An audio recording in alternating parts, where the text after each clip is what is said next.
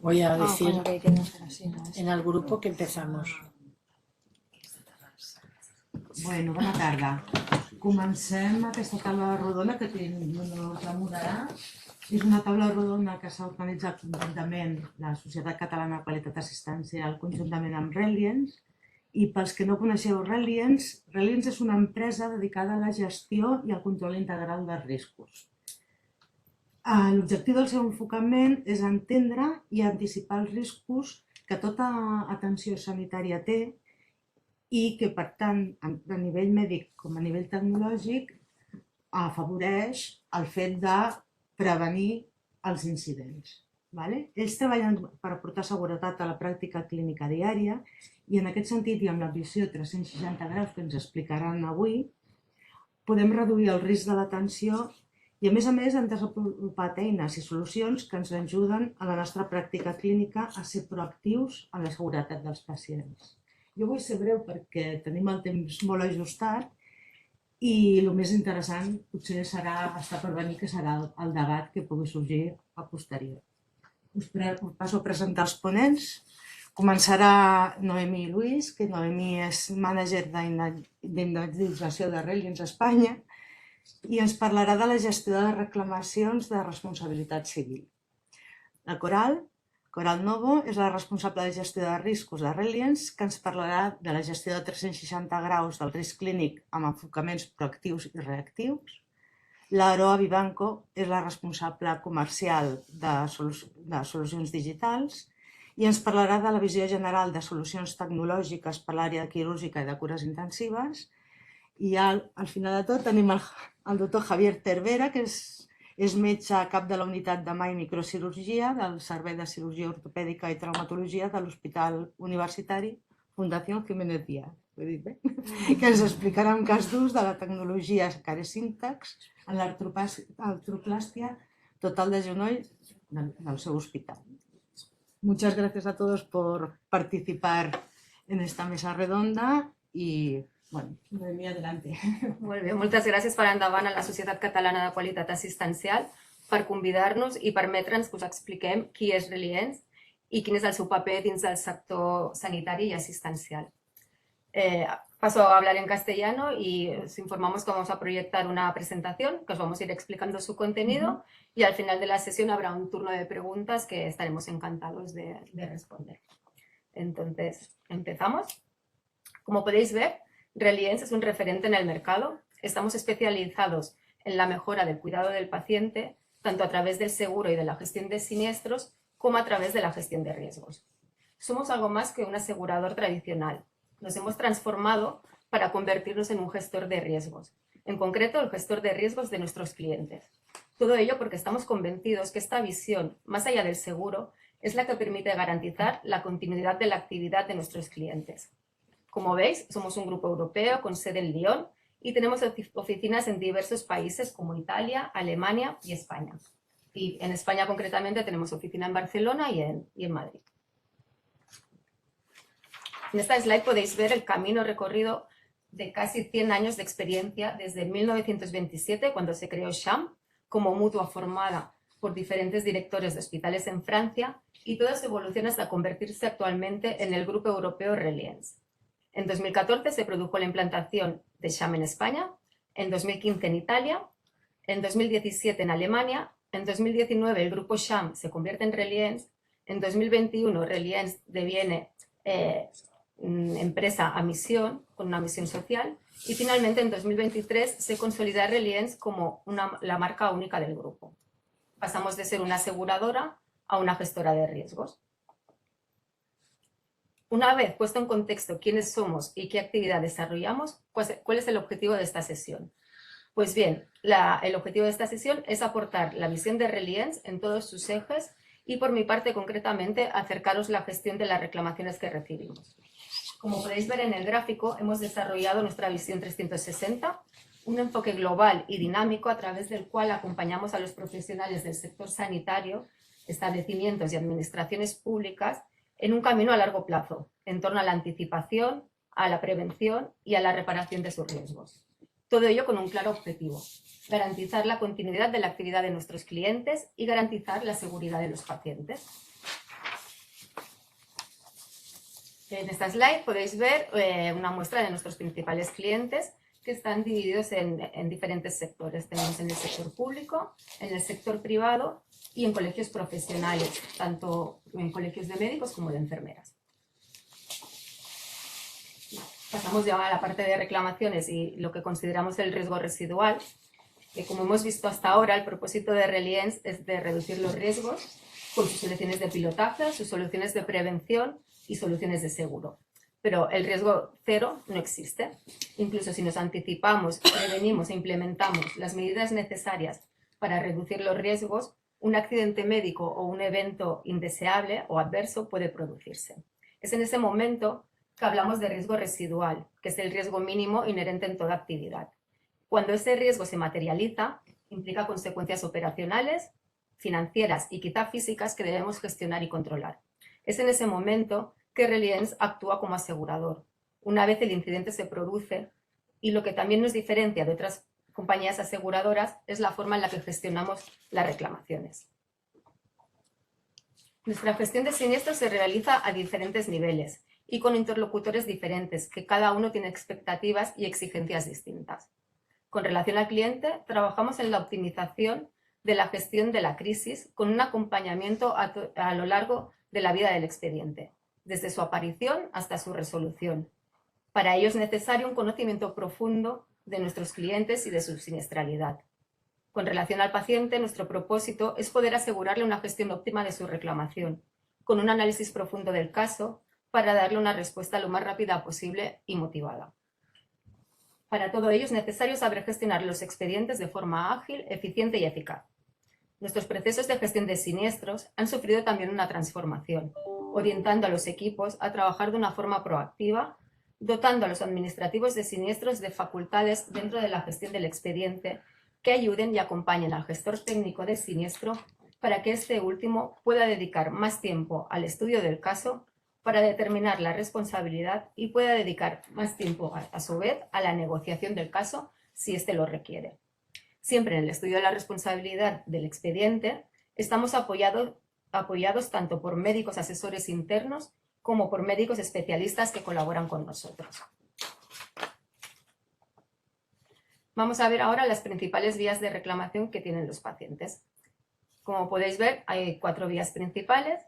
La primera sería la vía amistosa. Son todas aquellas reclamaciones amistosas que se dirigen directamente contra Reliens o contra nuestros clientes. La reclamación patrimonial son todas aquellas reclamaciones que se dirigen frente a la administración pública asegurada por nosotros por asistencias médicas ocurridas en centros públicos y por tanto estas reclamaciones deben ser instruidas por la administración. En este caso, Reliens acompaña a la administración pública en la instrucción de la reclamación y en determinados casos, si es necesario negociar el expediente, procedemos a realizar dicha negociación. Después tenemos la vía penal. En este caso es la vía menos utilizada, pero es la vía que más preocupa a los profesionales médicos y sanitarios, ya que puede llevar aparejada la pena de inhabilitación profesional, multas o, con carácter excepcional, penas de prisión. Y finalmente tenemos la vía civil, en la que especialmente la compañía aseguradora, si es reclamada directamente, sufre la penalidad de los intereses del artículo 20 de la Ley del Contrato de Seguro, que hacen que en estos casos la indemnización principal se vea aumentada en un porcentaje muy alto a causa de la condena de intereses de mora de la aseguradora. Bien, ¿cómo tramitamos un expediente en el departamento de indemnización? Os pongo un caso a grandes rasgos y sin entrar en la particularidad porque cada asegurado tiene su manera de gestionar los expedientes. Pero a grandes rasgos, una vez recibimos la reclamación, aperturamos el expediente en nuestro sistema de gestión de siniestros, solicitamos la historia clínica al asegurado y a su vez al reclamante los informes médicos y una vez obtenemos la historia clínica y los informes médicos, los trasladamos a nuestros servicios médicos, ya sean los servicios médicos internos o nuestra red médica externa. Estos estudian el caso y nos devuelven una nota técnica médica en la que se recoge si en ese caso se ha incumplido o no la lex artis y nos facilitan una valoración del daño corporal.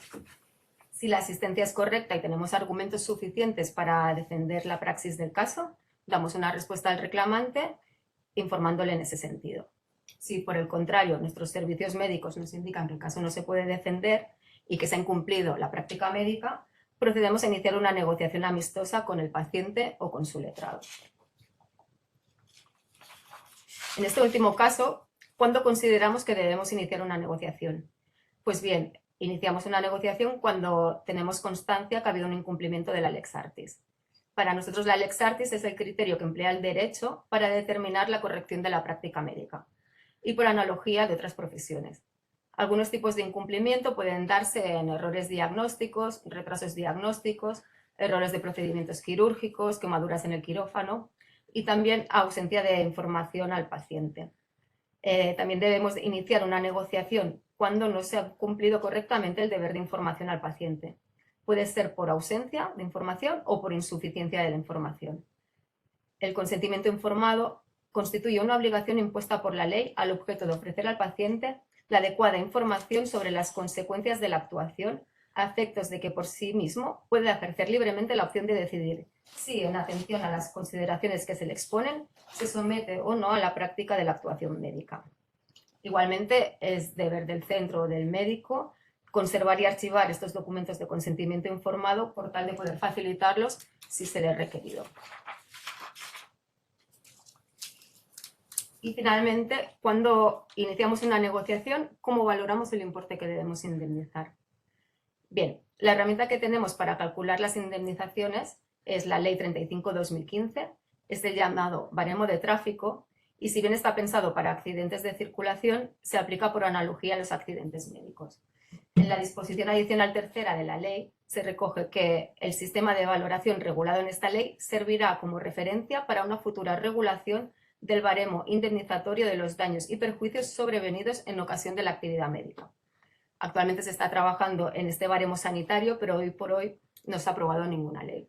Por lo tanto, seguimos usando el baremo de tráfico, el cual no recoge conceptos propios del derecho sanitario, como puede ser la pérdida de oportunidad, el daño desproporcionado y la esperanza de vida.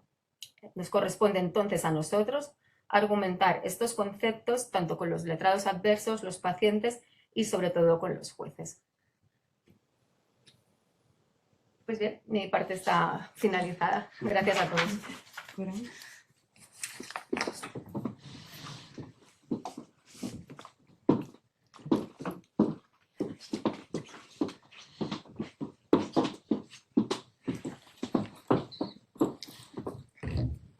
Bueno, yo siempre que hablo me encanta hablar de pie, así que espero no moverme mucho en la silla, porque soy un poquillo culo inquieto para esto, pero... Si te quieres levantar, te puedes poner. Es que me da cosa por la gente que está online, que luego me empiezo a mover y no se ve tan bien, ¿sabes?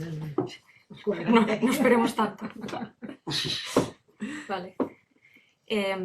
Bueno, lo primero, obviamente, agradecer a la Sociedad Catalana de Calidad Asistencial en habernos invitado a participar en esta mesa y dar la enhorabuena a Rosa como la nueva presidenta de la sociedad. Y siguiendo con el hilo de lo que comentaba mi compañera Noé, cuando vamos a visitar a algún cliente, al hospital o a la administración, siempre mucha gente se extraña de ver un departamento clínico en una aseguradora, ¿no? Es como, no pega, ¿qué hacéis aquí, no? Pues eso precisamente es lo que nos diferencia, que somos la única aseguradora de responsabilidad civil que no se centra solamente en gestionar los siniestros de nuestros clientes, sino que trabajamos con ellos en gestionar sus riesgos, ¿vale? Entonces, siempre intentamos trabajar en la parte previa a que ocurra este incidente, o en el caso de que ocurra, por desgracia, pues intentar reducir el daño que se produce, ¿vale? Y de ahí que no nos denominemos como una aseguradora al uso, sino que nos denominamos gestora de riesgos, ¿vale? Y ese es el reto actual que tiene la compañía, el cambiar esta mentalidad más reactiva a una mentalidad más proactiva, ¿vale? Y aunque, bueno, está claro que en este foro posiblemente no hiciera falta, he puesto un vídeo ahora que me encanta, que es súper visual y que explica muy bien que desde que somos muy pequeñitos, aunque no manejemos el concepto igual de gestión de riesgo, es parte de nuestro día a día.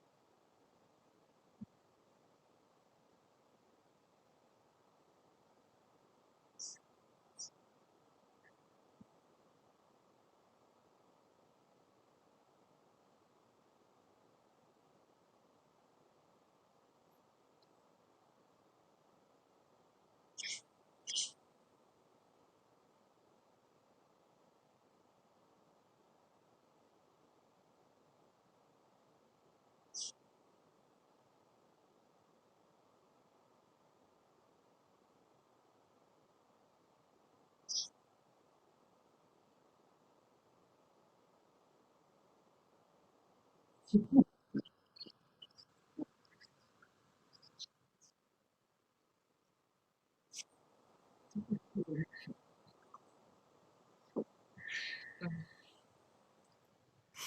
que es un vídeo un poco infantil, pero ilustra muy bien que al final es parte de nuestro día a día, ¿no?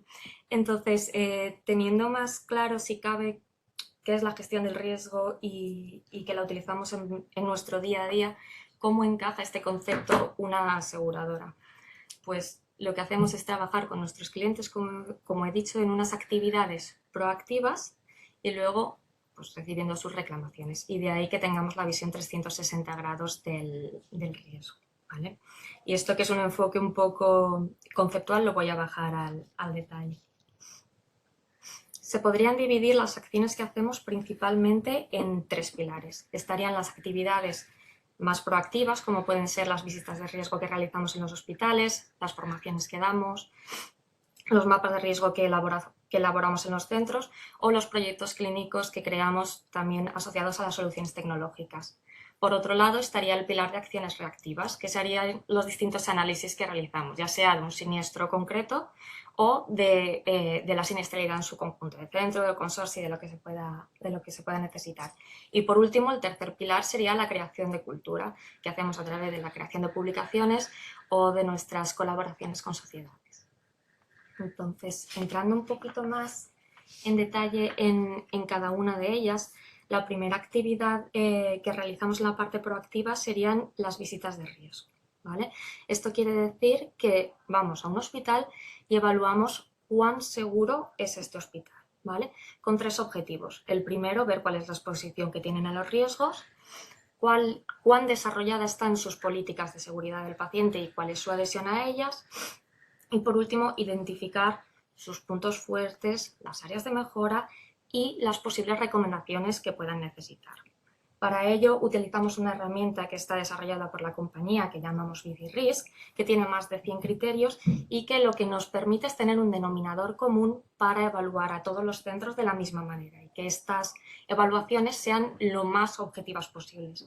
Además, hay que tener en cuenta que en este caso, con esta herramienta, no solo nos permitiría evaluar un centro, sino que nos permitiría también, en el caso de que hubiera varios, como puede ser un grupo hospitalario o bueno, cualquier otro grupo de hospitales, aunque sea público, poder hacer benchmarking entre ellos, una comparativa. Y en las visitas nos centramos principalmente en 3 áreas. 2 que son de las que más reclamaciones recibimos, que serían urgencias y el bloque quirúrgico. Y la tercera, que aunque no recibamos muchas reclamaciones, gracias a Dios, es de las que cuando recibimos tienen mayor cuantía y mayor gravedad, como es en el caso del bloque obstétrico, ¿vale? Además, evaluamos áreas transversales, como puede ser calidad, gestión de riesgos, gestión de quejas, farmacia, etcétera, estas áreas transversales. Y decir desde luego que lo importante en este caso no sería la puntuación que tienes, si me da igual, sacas un 8 sobre 10, un 10 sobre 10. Lo importante es saber en qué áreas realmente igual en qué áreas estás mejor y en qué áreas necesitas un poquito más de ayuda, porque los recursos que tenemos, sobre todo en los hospitales, al final son súper limitados. Entonces, saber si los estamos destinando allá donde se merece, o donde se necesita, mejor dicho, ¿vale? Así que, obviamente nosotros realizamos estas visitas, luego es el centro el que decide si implanta o no las recomendaciones y nosotros volvemos al cabo de X tiempo el que se haya decidido para evaluar si las medidas o recomendaciones que se implantaron en su momento están siendo efectivas, ¿vale? Ese sería el ciclo de las visitas. La segunda actividad serían las formaciones que realizamos, que se podrían dividir sobre todo en 2 áreas. Un área que estaría destinado a la gestión de riesgo y para ello damos formación en 2 metodologías, la metodología ANFE de mapas de riesgo y la metodología ACR. En estos 2 cursos damos una parte teórica y luego una parte práctica con los profesionales. Y luego el segundo pilar serían las formaciones médico-legales que tenemos, o las que más nos solicitan son de comunicación y de buenas prácticas. Tengo que decir además que en este segundo pilar las formaciones las damos con el departamento legal y son súper ricas porque tienen la visión legal y una visión más clínica y no suele ser habitual en esta clase de cursos, así que son muy, muy completas. Luego, la tercera actividad y la desgloso de la formación serían los mapas de riesgo. En este caso, cuando hablo de esta actividad, no digo de dar una formación y ya está, sino digo de elaborar realmente un mapa de riesgos con el centro que lo necesite, en el área en el que ellos decidan y con el equipo que ellos decidan. Entonces, analizamos su sistema de gestión, luego evaluamos o damos puntuación a cada uno de los ítems y decidimos qué recomendaciones podríamos poner en cada una de estas partes.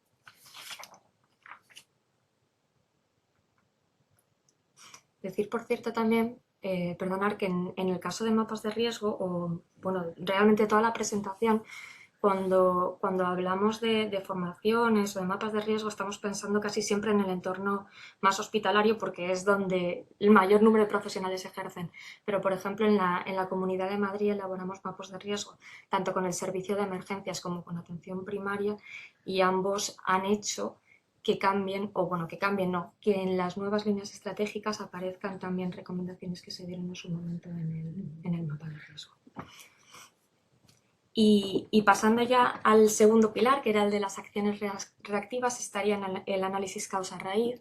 Aquí lo mismo, al igual que el otro, lo desgloso, porque en este caso no sería dar la formación solamente para que ellos analicen sus incidentes, sino sería hacer un análisis de alguna de las reclamaciones que ellos hayan recibido y que les interesen, ya sea porque sean de mayor cuantía, porque sean de mayor recurrencia, porque sean de las que son fácilmente evitables, como son never events, y que además como asistenciales sabemos que muchas veces asumimos riesgos que no nos tocaría asumir y que sobre todo serían igual fácilmente evitables si hubiera las acciones que se requieren puestas. Y aquí voy a hablar de un caso mío.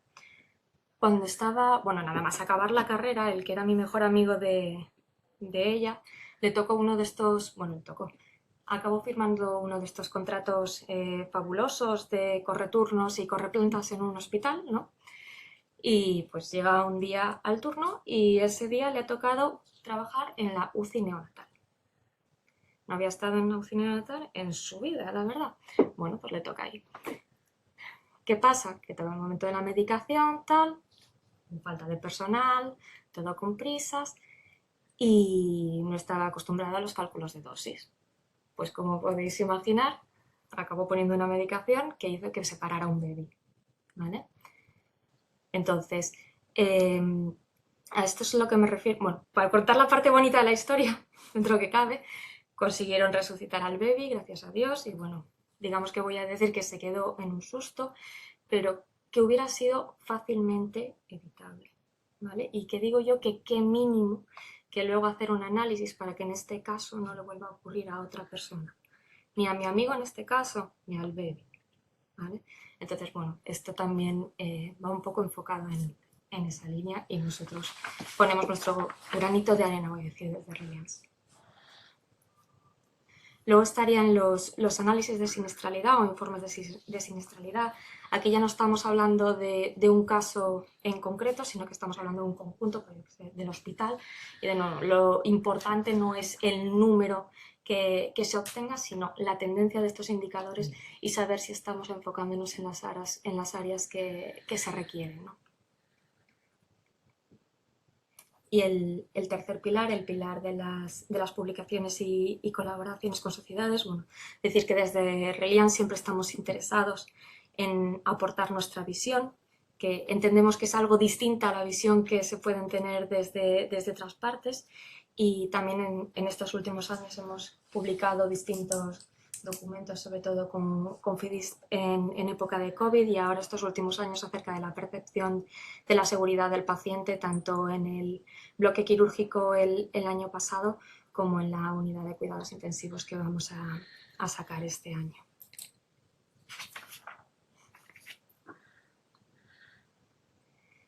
Y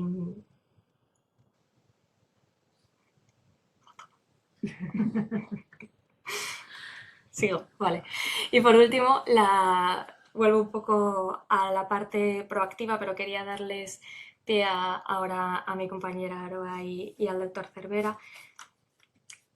Ahora explicarán las soluciones tecnológicas, pero decía al principio que el core de nuestra compañía es la gestión del riesgo, y así es como enfocamos la gestión de las soluciones tecnológicas. Nosotros, como he dicho, trabajamos con 2 soluciones, una para el bloque quirúrgico y otra para la unidad de intensivos, y nuestra idea con estas 2 soluciones no es ir, implantarla y bueno, ahí os apañéis y vosotros veáis qué hacéis con ella, sino crear un proyecto clínico asociado a cada una de ellas, darle un sentido para que realmente tanto los profesionales en su día a día como los gestores puedan darle el uso que se merece, no tener un gasto, voy a decir de más porque sí. Además, en estas 2 unidades son en las que están demostrados con múltiples estudios que es donde más eventos adversos ocurren, y nosotros también, desde luego, donde recibimos muchísimas reclamaciones, ¿vale? De ahí que se hayan decidido invertir en estas 2 soluciones tecnológicas. Y hablando del diseño del proyecto clínico, bueno, aquí estaría un esquema. Primero nos sentamos con el hospital, escuchamos sus necesidades, qué retos tienen, cuáles son sus objetivos, definimos a dónde queremos llegar con ellos y con la solución que tenemos, y decidimos unos indicadores, unos KPIs que vamos a monitorizar durante todo el proyecto para saber si estamos en la línea que queremos o no para conseguir nuestros objetivos, ¿vale? Y acabo con una diapositiva que puso la doctora Cosío en el Congreso de la SECA, que me encantó y se la he plagiado vilmente, pero no pasa nada, ¿no? No se va a enterar, ¿no? Yo creo que sí, pero bueno. Pero bueno, que está claro que cada una de las perspectivas de los ciegos, en este caso, aporta conocimiento para tener una visión más completa y más real del conjunto de la situación, y desde Reliance, pues con las acciones que os he comentado, intentamos aportar nuestro granito y que la visión sea un poquito más completa. Con esto acabo y dejo a Aroa con su parte del elefante.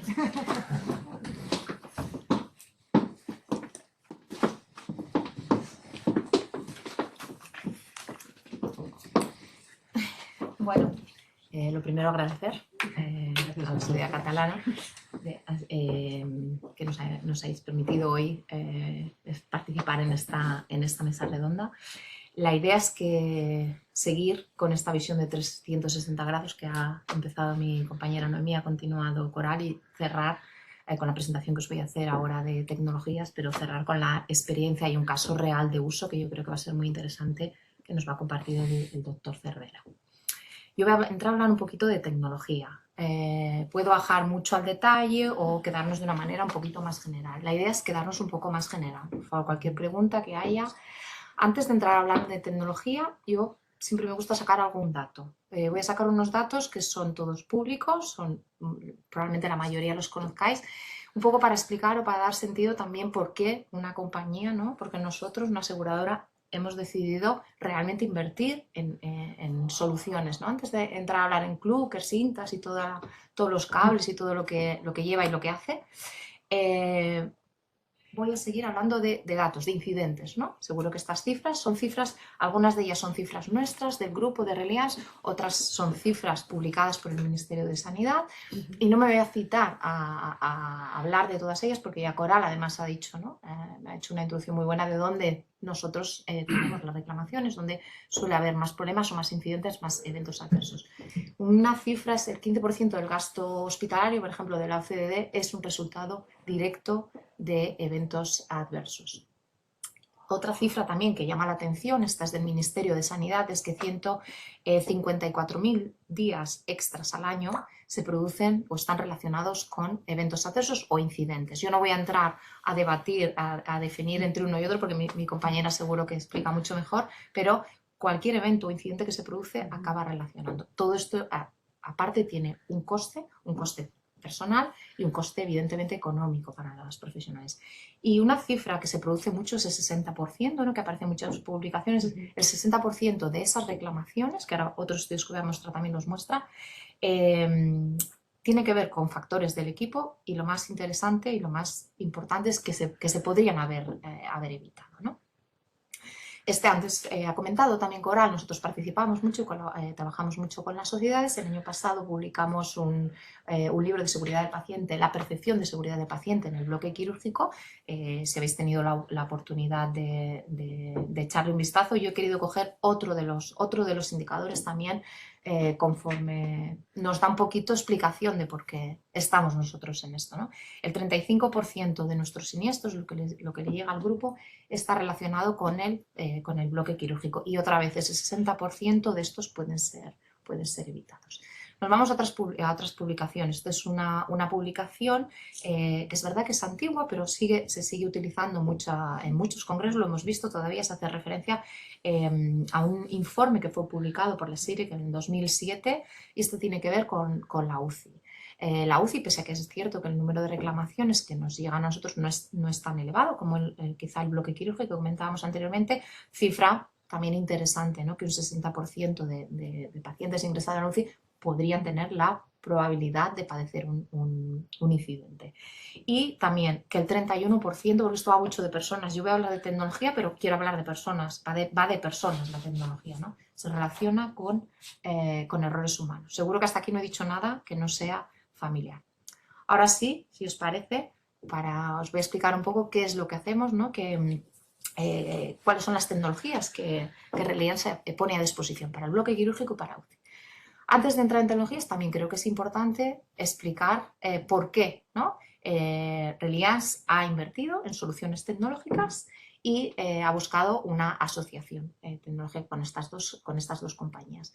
Unas vamos a ver a continuación, unas para el área de cuidados intensivos, que se llama CLU, es una compañía israelita, y otras Kersintas para quirófano.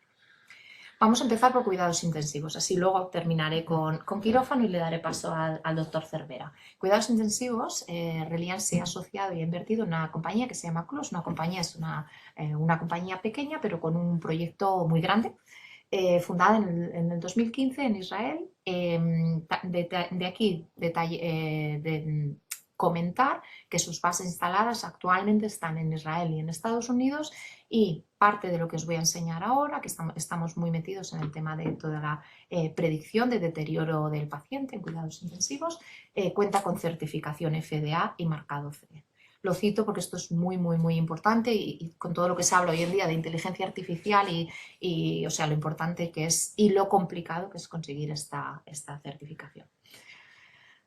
Vamos a hablar de los pilares también, antes de entrar en tecnología. ¿Por qué hemos escogido CLU y no otra, ¿no? ¿Por qué la compañía, no yo, la compañía ha escogido, ¿no? Porque hemos considerado que esta tecnología trabaja en la línea de los 3 pilares en los que nosotros trabajamos. En prevenir y reducir riesgos, la tecnología ayuda a prevenir y reducir riesgos, en ayudar a gestionar. Está claro que las unidades de cuidados intensivos, los hospitales tienen cada vez más demanda, profesionales cada vez se está reduciendo más, tampoco estoy diciendo cosas que no conozcáis, entonces la plataforma también está pensada en ayudar a gestionar. Y muy importante también el poder medir. Sin poder medir no podemos introducir cambios. La visión es una visión piramidal, es decir, ¿qué nos permite la tecnología? Nos permite tener una visión desde la visión micro a la visión macro, o de visión macro a visión micro, así como se quiera. Es cierto que en Estados Unidos y en España hay un sistema de cuidados intensivos diferente. Las unidades de cuidados intensivos funcionan de manera diferente.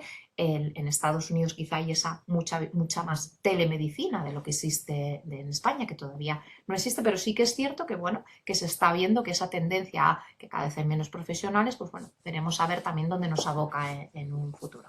Esa visión micro, que nos va a permitir visualizar desde datos clínicos a una visión mucho más macro, que está pensada para poder ofrecer datos más a nivel de gestión. Esto sería también, nosotros no hablamos de cuidados intensivos, pero al final hablamos de unidades virtuales. Yo puedo tener un paciente crítico en cuidados intensivos, cada vez se habla más de UCI sin paredes, UCI extendida, UCIs líquidas, hospitales líquidos, todos estos conceptos que van cambiando según va entrando la moda, es un poquito en lo que está pensado o sobre lo que está creado. Es decir, capturar información de aquellos pacientes independientemente de donde los tenga situados. Aquí ya entramos un poquito en visualizar, pero bueno, la tecnología, como os podéis imaginar, hay toda una infraestructura muy robusta detrás de esta visualización, pero lo importante es quedarse con que esto está formado de 3 bloques muy importantes. Lo que visualizan los profesionales y lo que va a ayudar a tomar las decisiones, a todo lo que vamos a ver ahora, todo lo que está detrás que permite, todo el funcionamiento, todos los servicios de la plataforma, que es la que permite visualizar esto para que el profesional tome decisiones, y toda la primera fase, que es decir, cómo he capturado todos esos datos para mostrarlos. La primera fase, que es la fase de captura, limpieza, etiquetado, etcétera, etcétera, probablemente mis compañeros saben de qué estoy hablando, es la base para poder después visualizar todos los datos.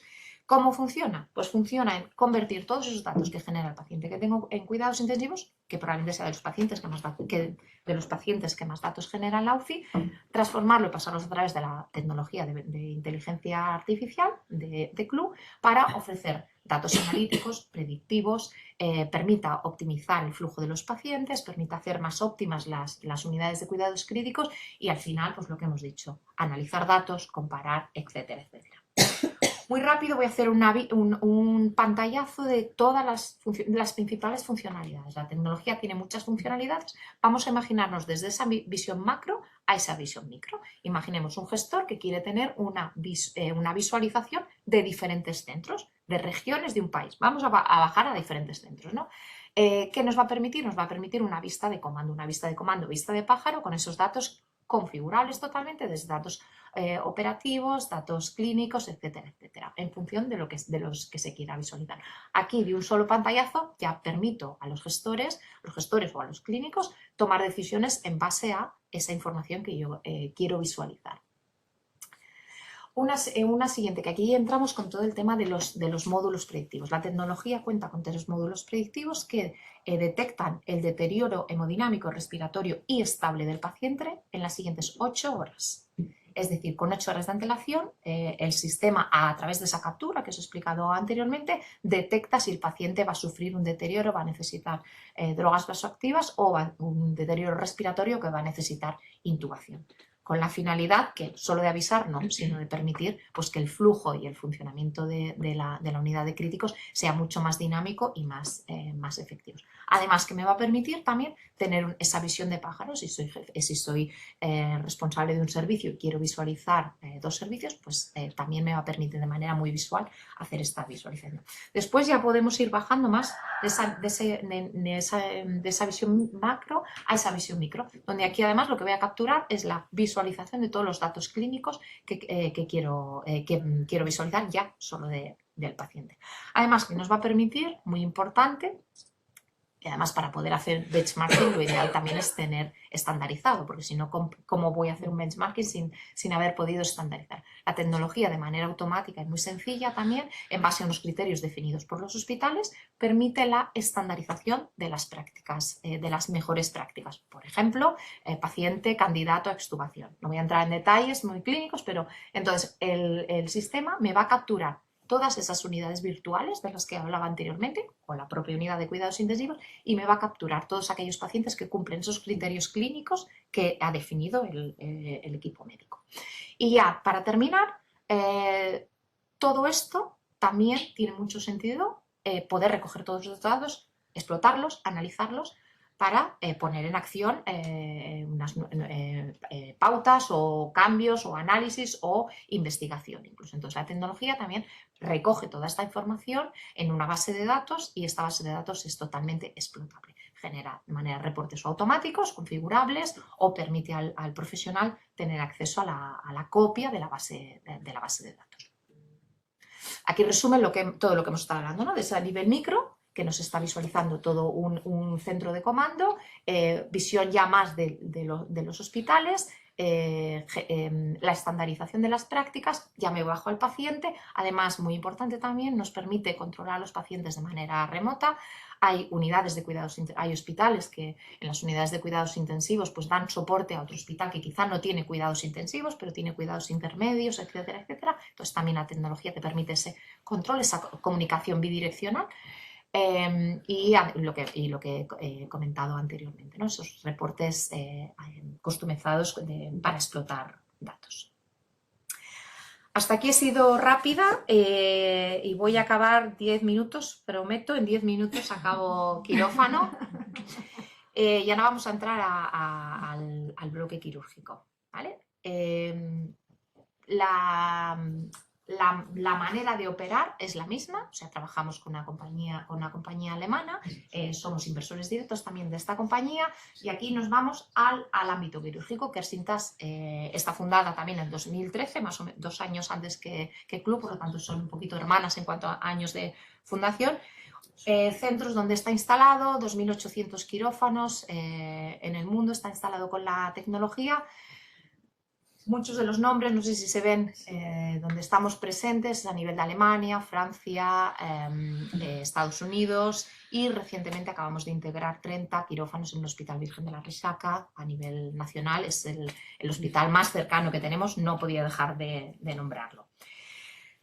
Los pilares, un poco en la misma línea, o sea, si os veis, nosotros la palabra riesgo está en nuestro ADN, ¿no? ¿Por qué? Pues ¿qué escogió Reliance Kersintas sin otra? Pues también, ¿no? Porque consideramos que la tecnología puede ayudar a poner en marcha, puede ayudar a prevenir, a reducir riesgos del quirófano, que como hemos visto antes, los datos siempre se puede hacer algunas cosas para mejorar.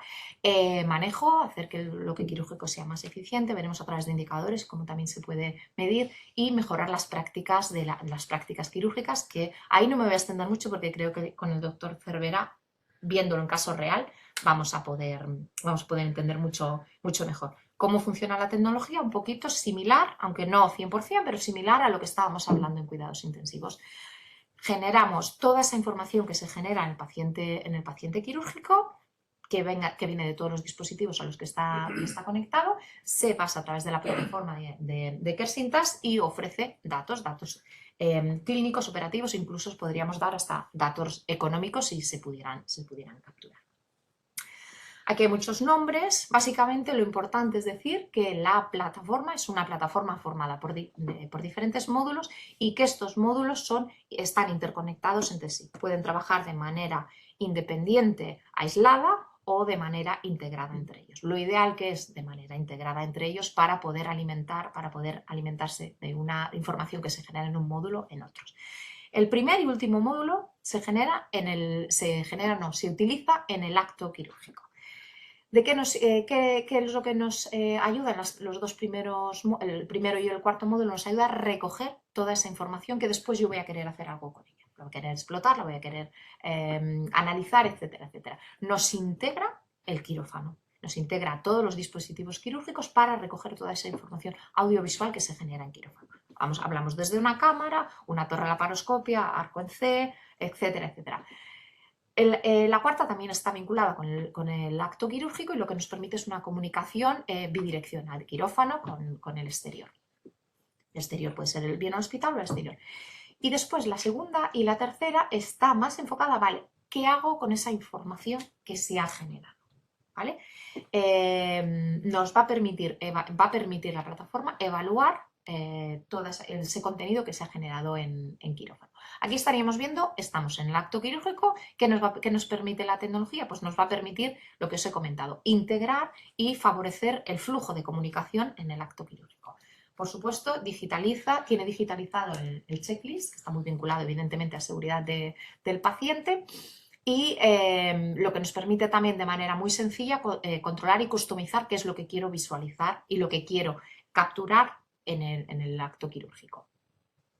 La segunda iría más enfocada a lo que os diría. Y aquí el doctor Cervera nos va a explicar muy bien en su experiencia. Y este módulo nos sirve para qué hago con ese contenido que yo he generado. ¿Qué me sirve un vídeo de una cirugía laparoscopia, de una artroplastia de rodilla, si yo después con ese contenido no hago nada, ¿no? Pues esto nos va a permitir desde generar un informe clínico mucho más enriquecido con imagen, hasta algo más sencillo como es editar todo el contenido. Nos va a permitir también almacenar con un volumen de almacenación bastante más amplio y nos va a permitir, muy importante, muy interesante, evaluar esa cirugía a través de escalas. Algunas de ellas están predefinidas, otras se pueden adaptar a los centros. Esta sería un par de escalas, 2 ejemplos, pero bueno, no se ve nada. Una sería, por ejemplo, una escala de evaluación para cirugía robótica, que sabemos que cuando se introduce la cirugía robótica en los hospitales, realmente la curva de aprendizaje es una curva de aprendizaje que requiere su tiempo. Entonces, en el momento que se introducen las propias tecnologías, pueden ser en sí un factor de riesgo, ya lo sabemos, por lo tanto, esta podría ser una, ¿no? Nos vamos a la parte más operacional. La plataforma también te va a permitir medir la eficiencia, medir el uso que estamos haciendo del quirófano, y si está interconectado todo esto, esa propia medición del indicador te podría llevar incluso a bajar, a visualizar la cirugía que he recogido. Y bueno, y esto sería lo que os he comentado, ¿no? Cómo nos permite esa visualización del intra con el extra quirófano. Y yo creo que esto me da pie a que el doctor Cervera nos explique su experiencia con un caso de uso real. Hasta ahora ha sido un poquito más comercial el speech, pero ahora yo creo que lo podemos complementar con caso de uso.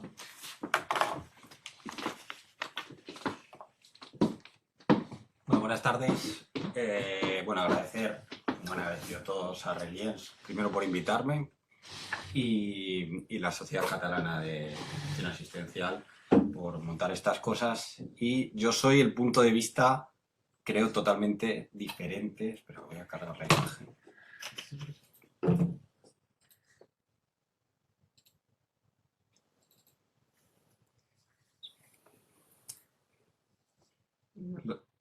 Sí, ¿no? Sí. Vale. Bueno, yo creo que soy, dentro de esto que hemos hablado de 360 grados y demás, yo soy la visión más alejada de lo que han contado ahora. Entonces, estoy alejado de lo que han dicho, y también probablemente mi perspectiva, que la voy a contar ahora, pues es diferente, ¿vale? Pero lo que sí que quiero transmitir es que para nosotros, para los traumatólogos, los cirujanos, los médicos en general, la seguridad del paciente debería de ser una de las cosas más importantes, y creo que lo es, ¿vale? Entonces yo voy a hablar el uso de la tecnología del Kersintas, que ya he hablado un poquito ahora sobre ello, en el uso que utilizamos en nuestro hospital para las artroplastias totales de rodilla, ¿vale? Y lo primero que nos enfrentamos es que los cirujanos, como podéis ver, lo que nos gusta es operar, nos gusta mucho, es nuestra visión, estamos preocupados por cómo se pone adecuadamente la prótesis, o cómo se hace esta técnica quirúrgica, o quiero hacer una técnica quirúrgica nueva, etc. Y si además de esto mezclamos tecnología y vídeos, pues no nos suena nada bien, porque casi siempre el médico va a decir: yo no quiero saber nada de esto, esto me parece muy complejo, yo estoy a lo mío, que es operar, y no quiero saber nada de esto. Pero la realidad es que cuando nos vamos a la literatura, a la ciencia, hay mucho aval científico que nos indica que el uso de, pues en este caso, la tecnología, y en este caso concreto de la grabación de imágenes, nos puede dar mucho beneficio, ¿vale? Y ahí es donde nosotros creemos que podemos mejorar. Y os cuento esto porque yo trabajo en este hospital, es un hospital céntrico de Madrid, un hospital grande de Madrid, es el Hospital Fundación Jiménez Díaz, un hospital muchos años, pero gracias a Dios ha recurrido a la tecnología y ha demostrado que la tecnología mejora, ¿eh? Es un hospital que tiene una tecnología puntera, que ha desarrollado una tecnología importante dentro de su hospital, ha sido premiado varias veces, ha desarrollado, bueno, unos quirófanos de última generación, los llamados quirófanos inteligentes, y tiene muchos proyectos tecnológicos que lo que demuestran es que se busca sobre todo que el paciente esté cómodo, esté bien, esté seguro y obtenga la mejor asistencia. Y si os he contado esto de mi hospital, y además tenemos claro que la cirugía está en una etapa de innovación, cada vez se publica más, cada vez tenemos más publicaciones de cirugías más complejas, en donde la tecnología cada vez tiene más implementación, como puede ser la cirugía robótica o la planificación tridimensional. Y a eso asociamos a esta plataforma de Kersintes de la cirugía basada en datos, que nos va a proporcionar muchos datos que luego podremos analizar, pues llegaremos siempre a la conclusión de que vamos a obtener mejores resultados clínicos, vamos a ser mejores operando y vamos a tener seguramente también mejores resultados económicos. Así que lo que queremos Y lo que hemos hecho en este proyecto básicamente es juntar estas dos ideas. Una cirugía que es estandarizada, como os voy a contar a posteriori, y una tecnología que nos permite analizar datos, ¿vale? Cuando desarrollamos esta idea, pues lo que desarrollamos primero una serie de objetivos. Bueno, Coral ha estado muy implicada en todo esto, y fundamentalmente ha sido buscar una plataforma con una base de datos de imágenes para uso docente, para formar bien y correctamente a los nuevos cirujanos, ¿vale? Que además podremos generar un itinerario que capacite a esos cirujanos para formarse mejor y que hagan mejor las prácticas, ¿vale? Además, crear una serie de estandarizaciones en la cirugía, porque si uno hace las cosas siempre igual, probablemente las haga mejor y cometa menos errores, ¿vale? Además, vamos a ser capaces de monitorizar la práctica quirúrgica y eso nos hará aprender de nuestros errores y mejorará nuestros resultados. Y otro objetivo que teníamos es disminuir todas las complicaciones que pueda tener el paciente y eso nos ayudará monitorizando los resultados.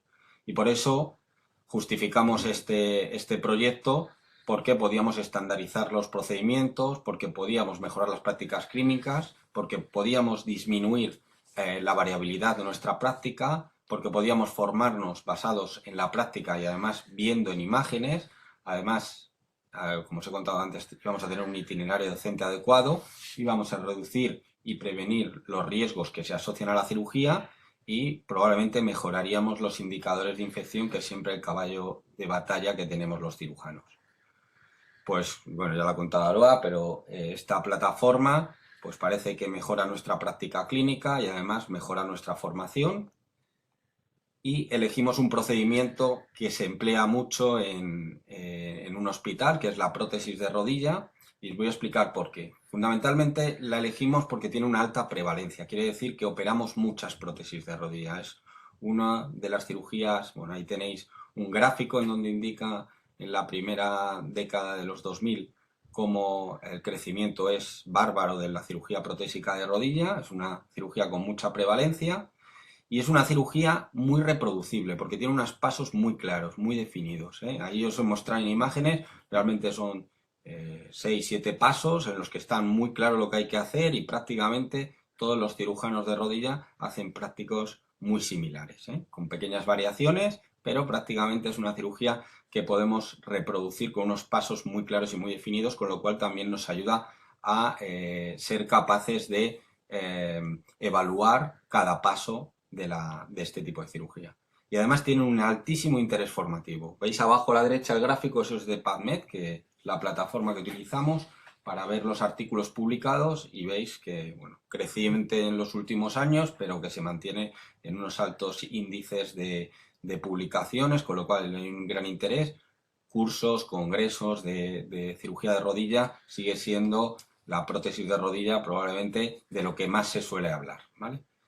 Y luego porque es un procedimiento que tiene un gran riesgo de infección. Entonces, un procedimiento de alto riesgo en la infección, que es un caso muy malo por el paciente cuando sucede, pues hay que intentar minimizar estos riesgos. Y como es una cirugía alta, pues es también indicación de poder monitorizarla adecuadamente. Entonces ya os he puesto un poco en perspectiva y ahora os voy a contar un poquito cómo es el uso que utilizamos de la herramienta, ¿vale? Básicamente la herramienta tiene una serie de indicadores de los pacientes que hemos ido operando, ¿vale? Que nos dan cierta información, pues de cuándo se hizo la cirugía, el nombre del paciente, etcétera, el número de resultados, etcétera.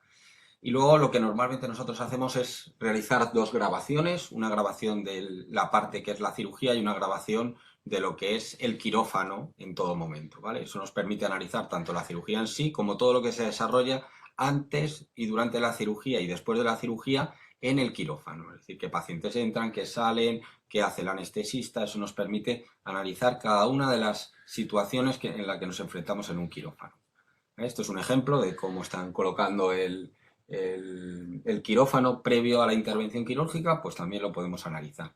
Y luego analizamos la práctica quirúrgica, cada uno de los pasos, desde, como veis ahí, un corte tibial, vemos el resultado, las imágenes son magníficas, y el corte femoral, cada uno de los pasos los podemos ir analizando y esto nos permite evaluar cómo se están haciendo las cosas. Como veis a la derecha aparecen una serie de indicadores que nosotros vamos evaluando para luego tener unos datos que nos permitan analizar lo que estamos haciendo bien o lo que estamos haciendo mal.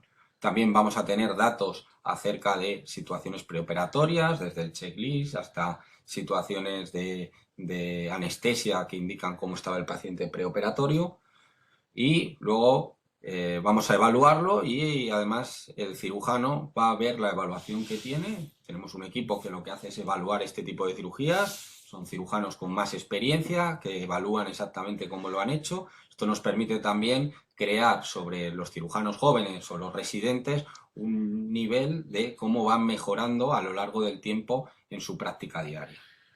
Con lo cual lo que tenemos es muchísimos datos, esto nos permite analizar esos datos y nos permite ser mejores operando, y eso también nos permite realizar publicaciones, que para nosotros es también importante, es decir, demostrar que lo que hacemos lo hacemos bien y además que lo que publicamos está demostrado que lo hacemos bien, ¿vale? Entonces, básicamente como conclusiones sobre el uso de esto es que los cirujanos pueden analizar y mejorar su práctica quirúrgica, los médicos en formación pueden aprender la práctica quirúrgica y ganar en seguridad, el personal de quirófano puede además evaluar lo que hace para ser más eficiente y mejorar su dinámica de equipo. El equipo en el quirófano es muy importante, ¿vale? Vamos a obtener datos quirúrgicos en el proceso tanto preoperatorio, intraoperatorio como posoperatorio a través de, como veis, y vídeos, imágenes, datos, etcétera. Y esto pues nos permite tener una información que no vamos a tener de ninguna otra manera sobre el paciente y sobre nuestra práctica clínica y quirúrgica diaria, ¿vale? Y nada, la formación para nosotros es muy importante. Yo aquí la pongo y la vuelvo a esto porque la formación realmente también es prevención. Es decir, si somos capaces de formar bien a nuestros cirujanos, vamos a ser mejores a la hora de actuar, vamos a tener menos complicaciones, vamos a tener mejores resultados, ¿vale? Y vamos a hacer, y esto nos permite pues evaluar en base a escalas de evaluación y además pues supervisar adecuadamente a los cirujanos en formación, hacer tutorías con él, ver en qué pueden mejorar, ser muy didactas, ¿vale? Y no solo eso, sino que además nos permite compartir todo lo que hacemos en un hospital, que puede ser base para la formación de otros centros, nos permite además exportar todo lo que hacemos a los congresos, a los cursos, y además un feedback para que la gente también se anime a saber lo que se hace o no se hace en los otros hospitales. Bueno, muchas gracias a todos. Muchas gracias, Javier. Sí, sí. Empezamos las preguntas y así veo si...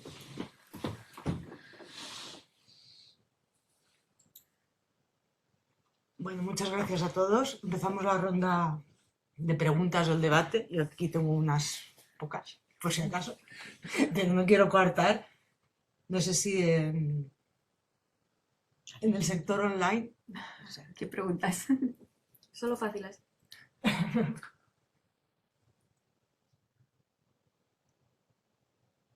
No sé cómo verlo. Si online no Parece hay, que... yo tengo una Bueno, pues pregunta. vamos al sector presencial. Nos hemos focalizado mucho en el acto asistencial, en el acto operatorio, ahí sin riesgo, además muy focalizado, médico-paciente. Sin embargo, para los profesionales de gestión de calidad de los centros, la gestión de estos resultados va mucho más allá del acto. ¿Qué proporción de riesgo consideráis que tiene este entorno, ¿no? Quiero decir, como un ejemplo, nosotros hacemos predicciones de presión de lista de espera, de presión de urgencias en el área quirúrgica, porque creo que también debe de haber, por supuesto, exitus, quejas y reclamaciones en lista de espera. Y también por suspensiones quirúrgicas programadas que se deben a la presión de urgencias. Es decir, el flujo de pacientes, la parte organizativa de los procesos, desde que hay una petición de intervención quirúrgica hasta que se ha resuelto, es importante, ¿no? Y ahí hay un riesgo también que no sé si es mínimo, porque a lo mejor os llegan solo reclamaciones del acto quirúrgico, no os llegan reclamaciones de todo este proceso o camino previo. Pero para los profesionales de calidad, todos los diagnósticos no presentes al ingreso, sean infecciones, sean cualquier otro tipo de diagnóstico no POA, que es lo que se codifica, pues también esta predicción por perfiles es importante. Y ahí no hay una individualización, no hay un riesgo. Es decir, se han hecho estudios con prótesis de rodilla, con prótesis de cadera en diferentes hospitales, donde el riesgo de hemorragia, de dehiscencia de muñón, de infecciones, se adivina o se enfoca a unos perfiles de pacientes por sus comorbilidades, por su historia anterior, con situaciones incluso que van determinadas por tener más condiciones de haber sufrido accidente vascular cerebral, como una condición o un determinante diferencial en determinados riesgos. Y esto no tiene que ver con el acto quirúrgico en concreto, sino con las condiciones del enfermo. Así que las condiciones del paciente en general y las condiciones de su trayecto hasta llegar a la mesa quirúrgica son también condiciones de riesgo y generan realmente resultados negativos. ¿Esto cómo lo consideráis? ¿Cómo lo medís? Bueno, por la parte ha sido tan profunda la disertación. Me habré explicado muy mal. No, te has explicado muy bien. Me habré explicado muy bien.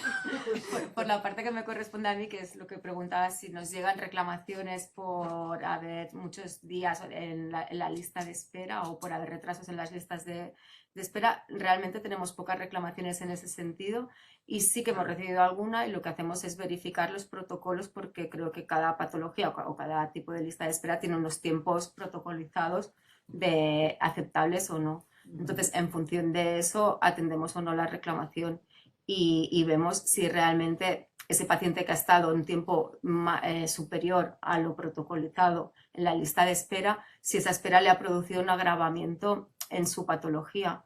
Está claro que si se ha producido un agravamiento, como pueden ser retrasos diagnósticos en temas de cáncer y eso, pues tenemos que acabar indemnizarlo. Y a nivel de datos, pues todo esto está registrado en nuestros sistemas y podemos sacar datos de esos hechos para después poder hacer una visita de riesgos o poder hacer un informe de siniestralidad y facilitárselo al centro para que intente minimizar eso. Claro, como Yo dice... sé muy poco impacto, pues ya me has contestado. Sí, realmente no serían los casos que tenemos más impacto. No, pero como dicen, todas las reclamaciones que recibimos se codifican en nuestro sistema y no todas tienen por qué ver, por ejemplo, como os he dicho, con el acto quirúrgico, sino también puede ser por retraso del tratamiento, retraso de la atención y esto igual se codifica. Entonces ahí sí que somos capaces de ver en qué momento, digamos, de todo el path, del trayecto del paciente, del proceso se ha producido el posible fallo. Y a veces en listas de espera lo que sí que nos ha pasado es que realmente el administrativo o quien tiene que hacer el registro de la lista de espera no lo hace. Y ese paciente nunca es llamado pues, para hacer esa prueba diagnóstica o para recibir ese tratamiento. Y eso sí que hemos tenido más casos. Más de errores que de demoras en la lista de espera. Y supongo también que los pacientes no están, por ese caso no están acostumbrados a reclamar, ya lo dan por sentado que hay cola y que cuando les toque les llamarán y no saben muy bien realmente cuáles son los plazos. Pero sí por no estar en la lista de espera y que nunca les han llamado para hacer esa prueba y eso ha agravado su proceso de su patología, proceso de la patología. En cuanto a las reclamaciones, o sea, cuando llegan a un hospital una reclamación de un paciente o demás, puede ser debido a muchos motivos. Es decir, desde que una cirugía ha ido mal y haya pasado cualquier efecto adverso durante el tratamiento a un problema administrativo, cosa que eso es común y que puede pasar. No, yo estoy en un medio, al menos en mi hospital, que la lista de espera es muy corta, que operamos con mucha rapidez y demás, y no suelen suceder esas, pero cuando hay un fallo administrativo creo que lo que tiene que ser es transparente cuando se le da la contestación al que ha solicitado o que ha visto agravado o que ha sido perjudicado por algún motivo Y si es por la cirugía o por algún acceso de mala indicación y demás, también hay que ser transparente. Y esto de lo de la grabación y todo eso es una manera de ser transparente. Las cosas se hacen con la mejor intención. A veces no salen bien, pero sí que hacerlo con... Y esto nos permite además analizar para intentar ser mejores, que eso es lo que buscamos todos. Exacto. No, muy bien, muy bien. No, es porque en un entorno de gestión de calidad, la gestión de las reclamaciones te supone un 5 o un 10% de tu trabajo. El 80-90% es esta gestión de flujos, de lista de espera, de procesos, de riesgos, que no generan ninguna reclamación, pero las caídas, las infecciones, las escaras, las infecciones de orina, las licencias de muñón que decíamos, sin reclamación, pero con muchos indicadores negativos de calidad. Y ahí es donde esta parte que ya se está trabajando también, de gestión de riesgo, tendría que ser más amplia, digamos, que no en el acto. Sí. Yo Es una pregunta que quería hacerte, Javier, que a lo mejor con el tiempo que lleváis has hecho mucho énfasis en la formación, que es súper importante, evidentemente es el punto número 1 de prevención de riesgo, pero ¿tenéis experiencia o habéis analizado otros resultados? Por ejemplo, en prótesis, ya has comentado el tema de la infección. Sí, o sea, estamos analizando muchas cosas que pueden influir en la infección, es decir, desde el número de personas que están dentro de un quirófano, que eso puede tener una repercusión sobre tener una infección. Hago énfasis en la formación porque cuanto mejor hace o sea, la profesión de cirujano, de cualquier tipo de cirujano, es conocimiento, porque tienes que tenerlo, pero tiene una parte que es de aprender a hacer bien las cosas. Y esto es una profesión, entonces hay que hacerlas muchas veces y hacerlas bien, intentar aprender de aquellos que están por encima tuyo y que lo han hecho más veces, para intentar ser lo mejor y lo más perfeccionista para cometer el menor número de errores. Y eso es donde minimizamos así los riesgos de daño sobre el paciente. Y luego, evidentemente, analizamos otras cosas, igual el índice de masa corporal, cualquier cosa de esas, hay que analizarlos. Está muy analizado ya en la literatura. Nosotros hemos incorporado, pues, analizar qué es lo que sucede en la cirugía. Te lo comentaba un poco en la línea que decía ella, ¿no? Porque, por ejemplo, en el tema de infecciones, si tenéis monitorizado el checklist y el tiempo eso está todo monitorizado. de poner el antibiótico, la duración... Sí, el tiempo de la cirugía, todo eso tiene una influencia sobre Pero eso, si habíais analizado si había habido algún impacto en... Ahora mismo estamos en la toma de infección. datos, o sea, no tenemos datos como para que yo ahora diga, en el análisis lo hemos visto claramente, Vale. porque, bueno, llevamos mucho tiempo, o sea, esto que hemos presentado es una cosa, bueno, por alguien lo sabe, nos ha costado mucho porque Sí. la tecnología, implementarla en un hospital, aunque es verdad que nuestros quirófanos son muy modernos y demás, porque han sido recién renovados y demás, pero cuesta. Y luego los profesionales no estamos formados, los médicos no estamos formados para trabajar, ni los médicos, ni los enfermeros, ni los auxiliares, nadie está formado para trabajar habitualmente con la tecnología y venimos a adaptarnos. Entonces eso ha costado tiempo y ahora pues llevamos una racha buena en que estamos cogiendo muchos datos, pero evidentemente hasta que se puso en marcha esto pues hubo que superar muchísimas situaciones conflictivas y que no conseguíamos hacer que funcionara todo adecuadamente. Tienen que ponerse muchas cosas bien para que funcionen estas cosas. Sí. Veo que hay una mano levantada. María. Hola, sí, María. buenas tardes. Bueno, agradecer la presentación. ¿Se me oye bien? Sí. Sí, bueno, yo en realidad mi pregunta era muy relacionada con lo que acaba de preguntar Rosa, ¿no? Si habíais evaluado, iba dirigida al doctor Cervera, si habíais tenido ocasión de evaluar el impacto, ¿no? sobre resultados, ya has contestado. Pero otra curiosidad, otra pregunta era si habéis sistematizado, ¿no? esa evaluación o los visionados de los vídeos, es decir, vale, se graban, no sé si todas las intervenciones o solo algunas, y si sistematizáis ¿no? el visualizado posterior para analizar pues, lo que se detecte bien o mal en ese vídeo. Sí, o sea, ¿cuál es la sistemática de evaluación para sacar el mayor provecho, ¿no? a esta tecnología? Sí, o sea, lo sistematizamos. De hecho, tenemos una serie de parámetros que analizamos con un cuestionario. O sea, somos 3 cirujanos los que analizamos las cirugías. La puede analizar también el propio cirujano que ha operado, pero somos 3 externos a la cirugía los que analizamos y pues resolvemos unos cuestionarios y en función de esos cuestionarios obtenemos unos resultados. Lo vamos analizando. Y luego un equipo de enfermería lo que hace es analizar qué es lo que sucede en el externo, en la parte externa de la cirugía. ¿Y Y realizáis todavía feedback con los profesionales implicados? Claro, ellos tienen los resultados, obtienen los resultados de lo que nosotros analizamos. Y, por ejemplo, en el caso de los residentes o los cirujanos jóvenes, pues se les explica, oye, mira, esta parte creemos que tienes que hacer el corte mejor de esta manera, hacer la disección mejor de este tipo, y eso está protocolizado. Y lo hacemos de forma sistematizada. Gracias. Nada, Igualmente, todos los profesionales tienen distintos accesos exactamente eso. No y los que están en formación tienen acceso a ver sus vídeos y a ver la evaluación que se ha hecho sobre ellos. También los que evalúan pueden escribir los comentarios. O sea, obviamente se necesita ese feedback y sentarse con ellos y explicarles, pero que si quisieran acceder y ver en los comentarios también en qué han podido fallar, también podrían acceder y verlo ellos mismos. Sí, cualquier situación la indicamos o indicamos lo que sea para que y luego se puede preguntar, ¿no? Somos compañeros al final, les explicamos lo mejor que podemos. Yo aquí también querría añadir que la tecnología, la parte que ha comentado el doctor Cervera, además la tecnología está migrando también, nosotros también estamos trabajando con inteligencia artificial, sí que es cierto que todavía esa evaluación del procedimiento quirúrgico que está recogido, esa evaluación la tiene que hacer actualmente los profesionales sanitarios, pero la tecnología está progresando hacia que esa parte de esa evaluación pueda ser hecha con inteligencia artificial.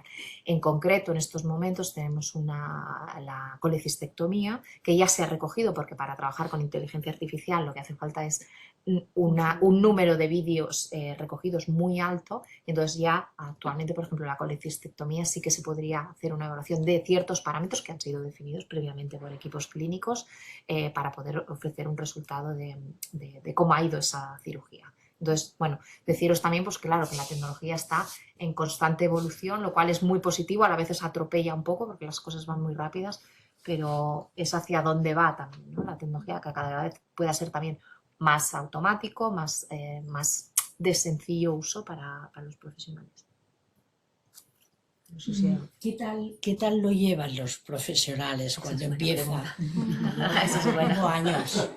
Y entonces, claro, llega un nuevo procedimiento, llega una nueva manera de hacer, se empieza y todo el mundo tiene que hacerlo, ¿no? ¿Cómo lo habéis vendido? Es una buena pregunta. Bueno, ha habido que explicarlo muy bien. Es decir, a nadie le gusta que le estén vigilando. Eso es lo primero. Pero no solo a cirujanos, sino a cualquier profesión, pues no le gusta que estén detrás de él, vigilándolo y demás. Y ha habido que pues, explicarlo bien, intentar informar bien del propósito de esto, que es siempre mejorar el acto quirúrgico. Y evidentemente pues, ha habido cierto rechazo, pues lo he puesto al principio, es decir, el cirujano en particular pues tiene cierto rechazo a la tecnología, el médico en general podría decir, ¿no? Iniciar a la tecnología porque hay que explicarlo muy bien, porque viene de años sin hacerlo tecnológicamente y demás.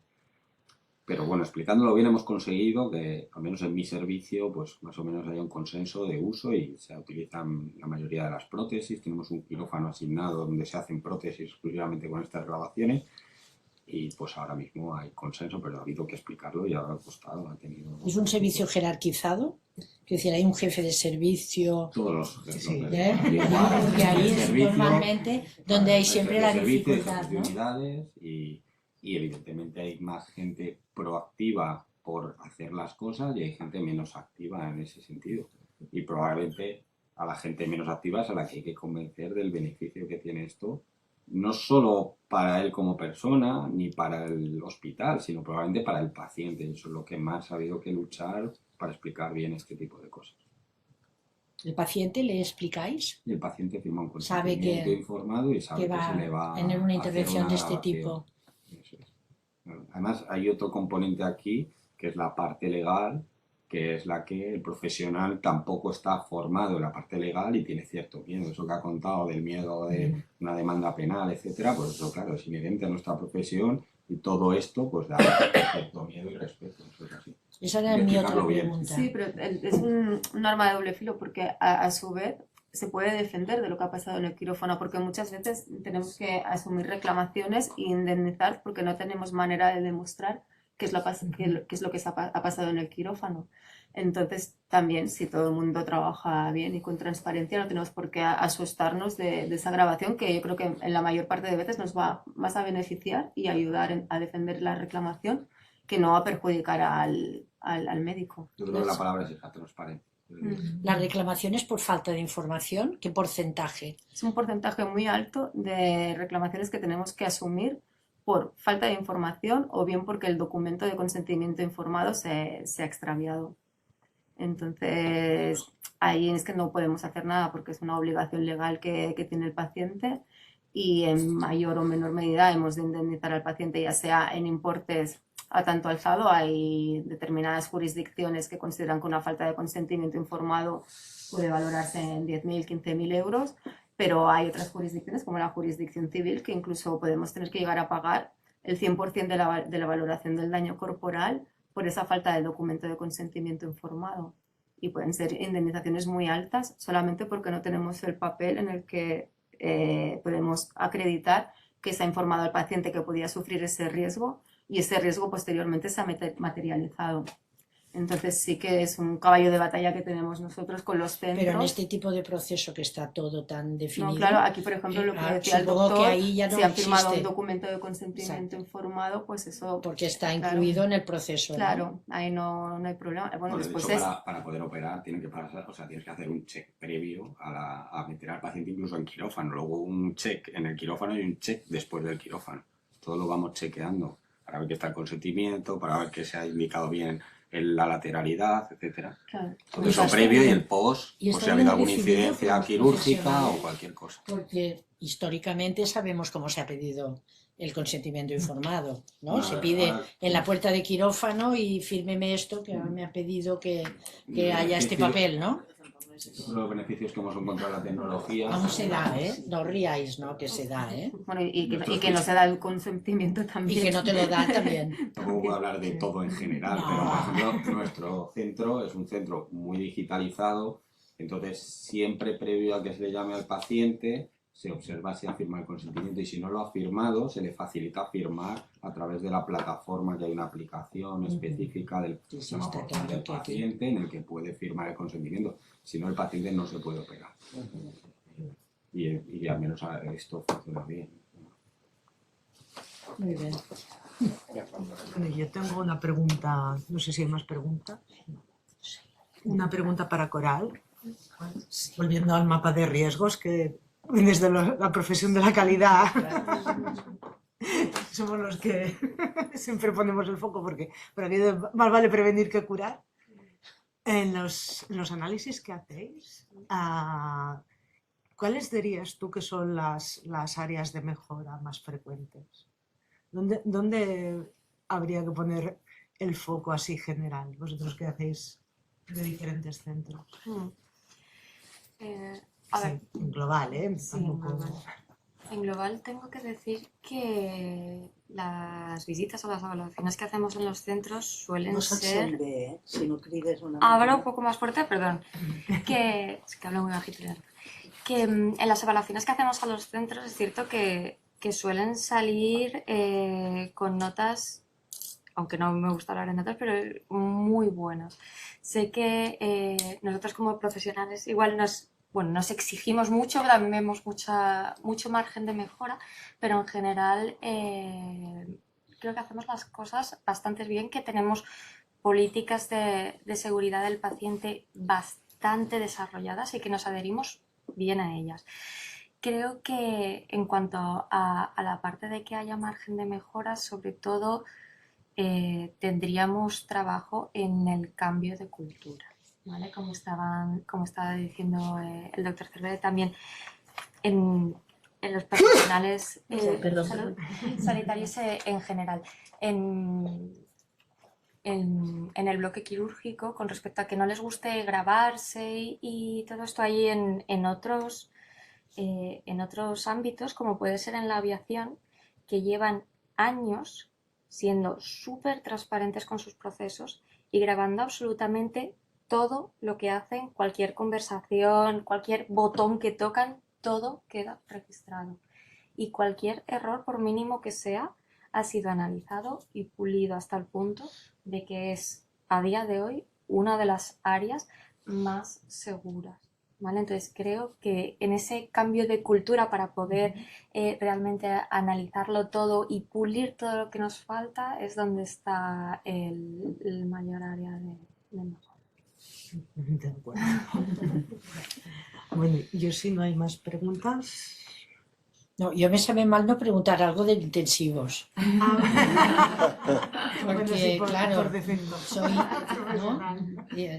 soy de la época en que intensivos ojalá hubiéramos podido tener, ¿no?, esta información. Entonces, bueno, me parece una cosa de estas casi de película, ¿no?, lo que habéis contado.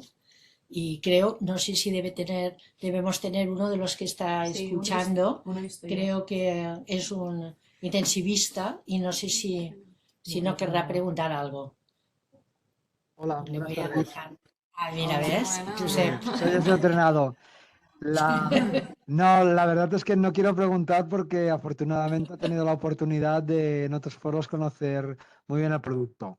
Con lo cual no tengo ninguna pregunta, pero por este motivo, porque lo han explicado muy bien, realmente es un muy buen producto y creo que bueno, que nos abre una puerta a tener muchos datos, no solo tener datos, poderlos utilizar de manera realmente útil para atender al paciente. Bueno, ahora a ver cómo lo podemos poner en marcha. Hay una oportunidad ahora a nivel catalán con el Criticat y a ver cómo esto lo podemos implementar. El producto hasta ahora es llevarlo a la práctica y que realmente se implemente, porque el producto es de calidad, nos aporta datos y mejora al paciente. Y esto no lo tenemos que creer. Pero no tenía ninguna pregunta. Gracias, Josep. Yo si quieres añado una cosita ya, aunque no haya habido pregunta. Gracias, doctor Trenado. Comentar, pues bueno, que se habla cada vez más de inteligencia artificial y nosotros estamos colaborando con compañías que están en ello totalmente, ¿no? Y uno de los retos, ¿no?, que nos encontramos a nivel no solo UCI, bueno, en general, ¿no?, que crea un poquito reticencia a la vez que mucho interés, ¿no?, que se hable de inteligencia artificial. Nosotros en cuidados intensivos, como ya he dicho, pues sí que trabajamos mucho con la detección precoz con 8 horas de antelación, del deterioro del paciente y demás. Entonces, bueno, genera mucho interés porque hay muchísimas iniciativas en torno a inteligencia artificial, pero a la vez genera un poquito de reticencia de, bueno, ¿cómo puede ser que un sistema, ojo, que ha necesitado 8 años en poderse desarrollar y 80.000 pacientes, o sea, no es un sistema matemático que se desarrolla de la noche a la mañana, ¿cómo puede ser que un sistema me detecte con 8 horas de antelación que este paciente se me va a deteriorar, ¿no? Entonces ahí tenemos que trabajar un poco de lo que habla mi compañera Coral, ¿no?, de la gestión del cambio, la gestión de cultura también, ¿no? Y la inteligencia artificial, yo creo que todos los profesionales, doctor Cervera, ¿qué opinas? Pero está ahí entrando mucho en medicina en general, no solo intensivos. Sí. Y está claro que ha venido para quedarse y yo creo que esto... Que la tecnología ha venido a la sociedad, entonces eso es verdad. Pero es verdad que a los médicos habría probablemente que formar, bueno, médicos me refiero a cualquier sanitario, hablo yo desde mi campo, formarlos desde también la tecnología. Es una cosa que lo veo ahora con mis hijos que les están formando con tecnología, pues en la universidad debería también implementarse probablemente asignaturas o alguna cosa en la que la tecnología sepan que van a tener que trabajar con ella. Totalmente, y además... Ahora no solo en el hospital, ¿sabes? Mío trabaja en inteligencia artificial, trabaja en un montonazo de cosas, robótica, todo este tipo de cosas. Ya no solo es medicina, hay una parte tecnológica, informática, o esto de desarrollo tecnológico que hay que tener en cuenta. Es que yo creo que una de las cosas, por acá, antes has hablado de formación y yo creo que la clave de éxito también de un proyecto que incluya tecnología, que hoy en día ya todo es muchísimo es tecnología, es trabajar muy de la mano la parte clínica y la tecnológica. Hace años, los que estamos en los hospitales hace muchos años, el informático era una persona que estaba abajo en un subterráneo. Ahora mismo está pasando a ser el departamento de sistemas, con todas las variantes de los diferentes roles que juega cada profesional tecnológico, muy importante y vital, porque esto va de datos y para los datos necesitamos trabajar de la mano los clínicos con los tecnólogos. Y eso yo creo que ahí sí que estamos pegando un cambio abismal y lo vamos a ver, pero vamos, cada día. Y Pero nosotros tenemos que adaptar los profesionales sanitarios, sino ellos también. también, no, total, es bidireccional, Sí, totalmente, es totalmente. importante. Y luego no es coger datos porque sí, es saber qué datos coger adecuados, porque datos ahora mismo que puedes coger todos los que quieras, sino qué datos realmente nos sirven para mejorar. Eso es el objetivo. Liderazgo clínico y técnico para mí es, creo que es la clave del éxito de todos los proyectos. Sí, sí. Ángel. Bueno, yo no os quiero echar un jarro de agua fría porque a mí me parece muy importante que los clínicos y más los farmacólogos se impliquen de esta manera, ¿no? Pero ¿qué pasa? Que si los efectos adversos, la infección nosocomial, no la estamos controlando como quisiéramos. O sea, ¿y por qué? Pues porque la estamos midiendo, lo sabemos. O sea, las publicaciones que tenemos últimamente no estamos con aquellos resultados que nos gustaría a todos. La mirada global, quiero decir, es que tenemos problemas. Y no siempre la tecnología nos lo soluciona. Hemos complicado mucho las cosas. La pregunta que has hecho es muy pertinente. Es decir, cada vez tenemos pacientes con más morbilidad, es decir, con más edad. Es decir, y claro, todo esto se nos acaba complicando. Es decir, vosotros, por ejemplo, en infección nosocomial, que tú has relatado como uno de los caballos de batalla, ¿ya tenéis datos de que os ha mejorado extraordinariamente? No tenemos datos todavía. Estamos obteniendo los datos para saber qué es lo que tenemos que analizar. Es que todo ¿Pero qué te parece a ti? No, lo que cuentas es cierto, es decir, creo que cada vez tenemos más tecnología, pero no sabemos en qué podemos beneficiarnos de ella. Yo creo que es analizar correctamente los datos. Eso yo creo lo primero. Y segundo, el tema de hay cosas que desafortunadamente va a seguir existiendo infecciones, hagamos lo que hagamos. Es decir, porque el paciente es el paciente y muchas veces el paciente viene con unas connotaciones que no las podemos cambiar. Entonces el paciente necesita una intervención quirúrgica por el motivo que sea, pues hay que asumir que va a tener más riesgos porque tiene de base algo. Y probablemente ese paciente pues hay que explicárselo bien y que puede tener una infección.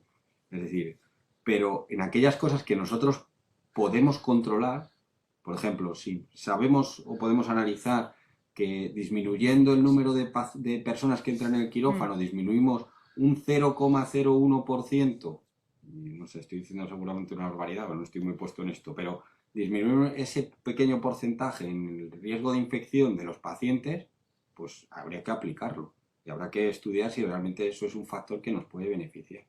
Entonces yo creo que es ahí donde tenemos que buscar, en las cosas que nosotros podemos cambiar y mejorar. Hay otras cosas que desafortunadamente no las vamos a cambiar. Y si la población envejece, pues tendremos más complicaciones, es que es así. Claro, es lo que comentábamos antes, que el riesgo cero no existe. Siempre hay un riesgo. Se intenta minimizar al máximo, seguir todos los protocolos y todas las indicaciones, pero sí, ahí está el riesgo residual que hablábamos antes. Un paciente que tiene una fractura de cadera, por mayor que sea, se ha demostrado que operándole tiene más posibilidades de tener una recuperación. Entonces, hay que operarlo. Que tiene muchos, es obeso, demás, tiene un montonazo de factores, está inmunodeprimido ya, pero es que se sabe que hay un beneficio, claro, aunque sepamos que probablemente tenga más complicaciones o que las pueda llegar a tener. Pues estem en temps. Sí, estamos on time. Por desgracia, ya sabéis que teníamos que acabar a una hora. Sí. Entonces, Pues no sé si queréis comentar alguna cosa más, tal. Nada, agradeceros la oportunidad y encantados de estar aquí con vosotros. Esto es el principio de una gran amistad, ¿no? Exacto. Sí, ¿no? Pues nada. Nos despedimos. Pues muchas gracias. Gracias. Julio, ¿queréis haceros una foto?